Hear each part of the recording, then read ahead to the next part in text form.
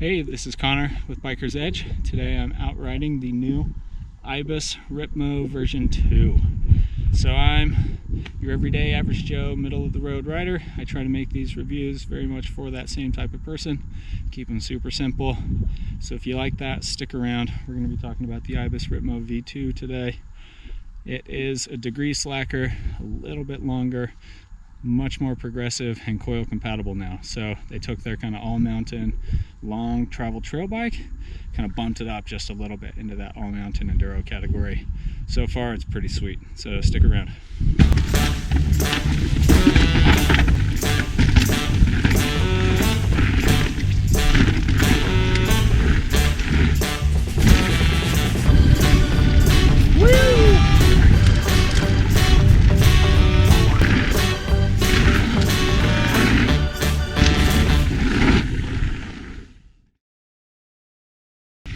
The old Ripmo was definitely a customer favorite, industry favorite.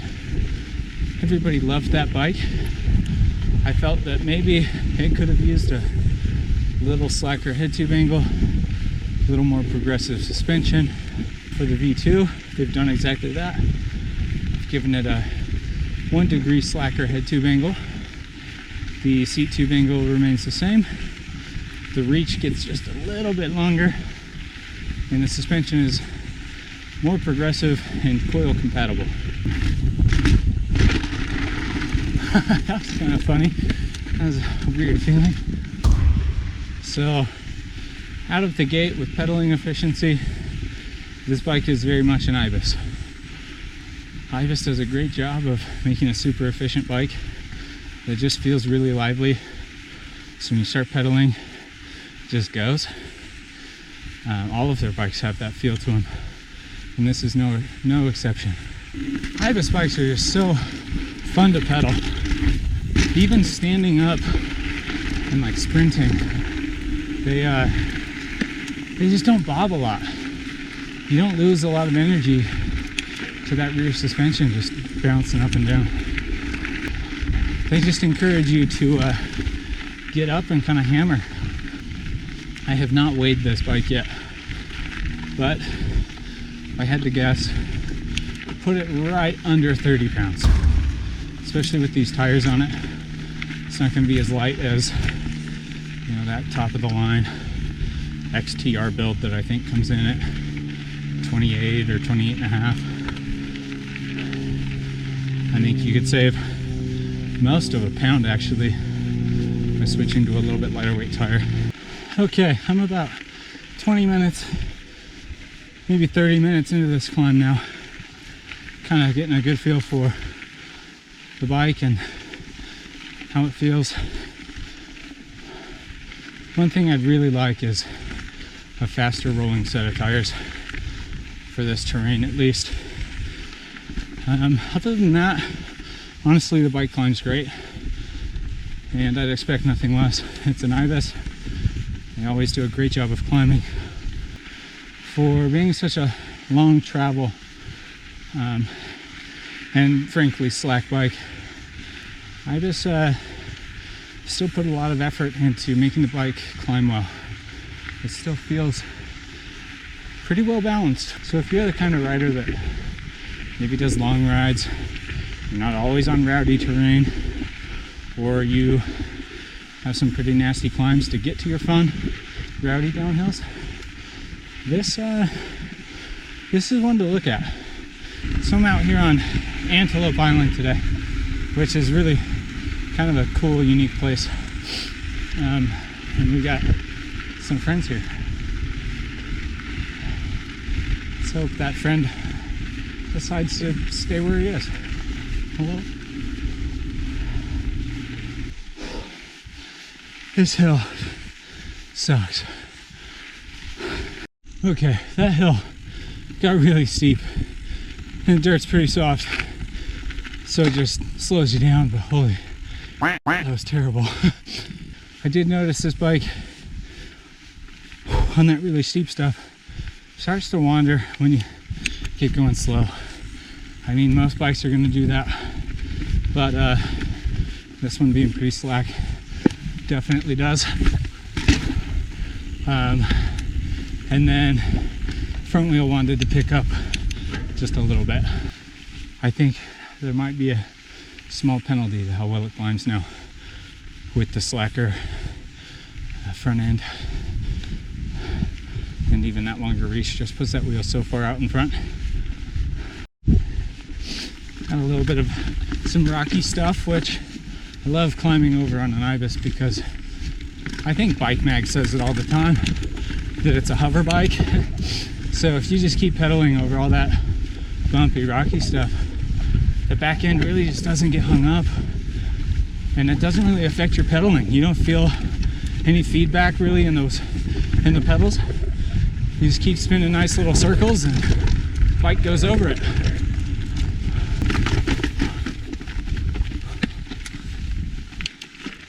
Wrapping up the climbing on this bike, the Ripmo gets however many 5 out of 5 stars that a long travel bike can get for climbing. It does everything you want it to. You get a really good, efficient, firm pedaling platform, steep seat tube angle, a light enough bike. The only thing I'd change would be those tires, at least for this terrain.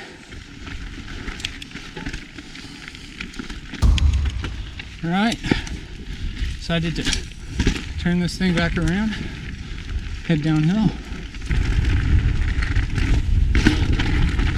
Oh, got stuck in the rut. Didn't want to do that.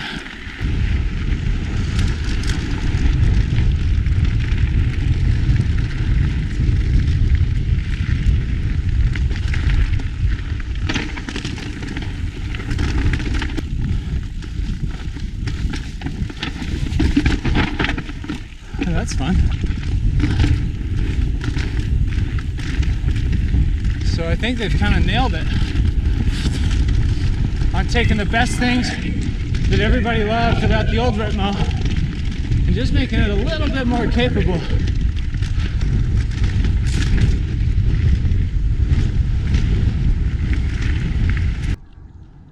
Alright, so I'm back out for another lap on the Ibis Ripmo. The last downhill I didn't have too much in terms of bigger hits and chunky rocky stuff, so I'm out at a different trail now, gonna get a feel for how it really ramps up, you know, how progressive that suspension is, find some bigger jumps and hits and drops and some rockier stuff. So back out for another lap, stick around.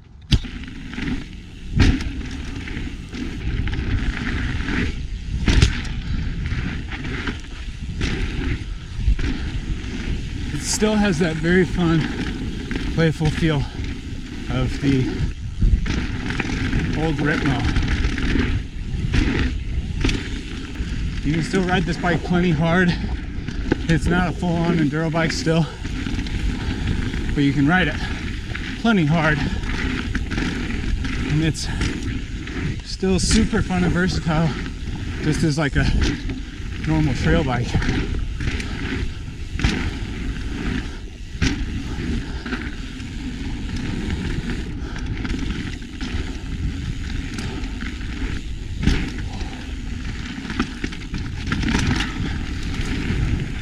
Strikes a really good balance of capability and maneuverability, where I think that's kind of hard for a lot of companies to get.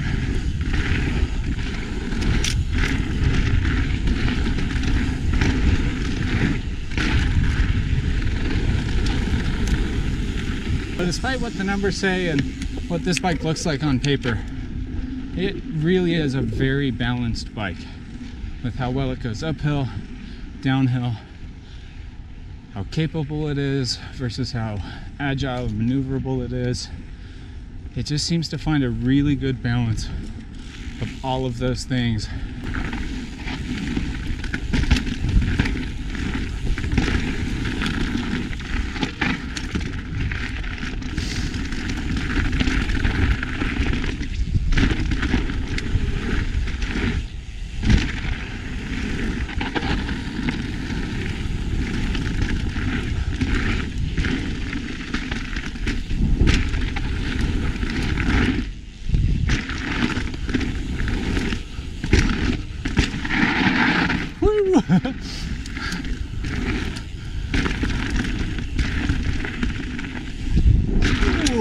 deep. Woohoo!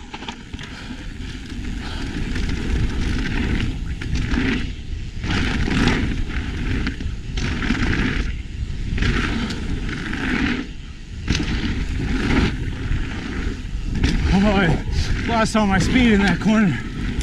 Back wheel slid out a little bit. Holy smokes, that got aggressive. Oh, yeah. All right, we're gonna stop at this drop. I think this is a good place to test out the suspension. This drop behind me here is gonna be a great place to test out how progressive this new suspension design is. I'm gonna make sure no one's coming down this, but if I stand under the takeoff of this drop, you know, the top of the landing, it's about even with my head. So I'm 6 feet tall, at least 6 feet, but really, you landed more down there, you know, in the next few feet. So you're probably dropping 6 or 7 feet by the time you hit the ground. So great test for how progressive a suspension design is.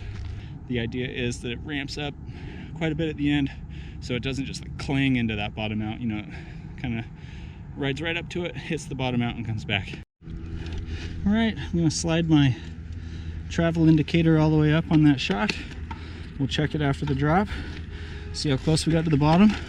I do feel like I've got this suspension set up fairly well, so this should be a good indication. All right. Felt nice and good. Didn't feel a harsh clang or nasty bottom out. Definitely used all the travel. Pushed that O-ring all the way to the bottom of the stroke there. Honestly, that was nice and smooth. Couldn't really ask for better.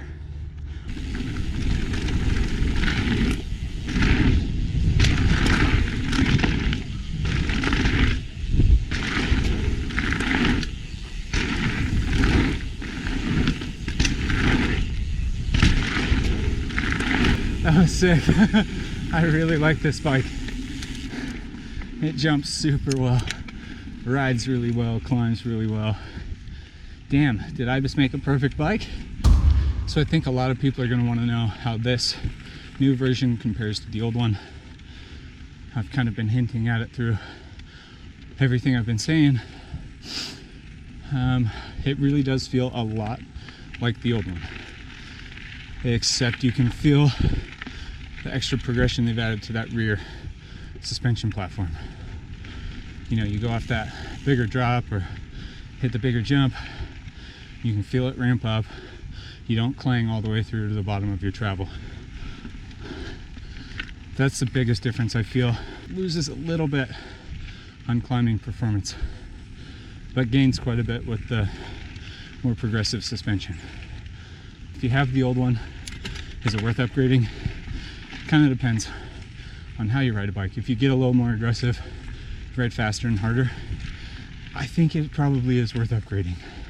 Just to get the more progression, you can run a coil, you can get into some rowdier terrain with the slacker head tube. I think it's going to be worth it if you're that kind of rider. But if you are more of a trail rider and you like the Ripmo because it's pretty cushy and forgiving, the old one honestly might be a better bike for you. It climbs a little bit better, and honestly, if you're not charging really hard, you're probably not gonna miss the more progressive platform on the new one. If you want to get more details, I do a written review on all of these bikes that live on the Biker's Edge website, so definitely check that out. But in conclusion, I think this bike is for the person that wants to ride every kind of trail. They want to climb, they want to go ride cruiser blue trails, they want to get a little more aggressive from time to time and go ride a bike park, or go to Moab and ride Captain Ahab and never feel outgunned.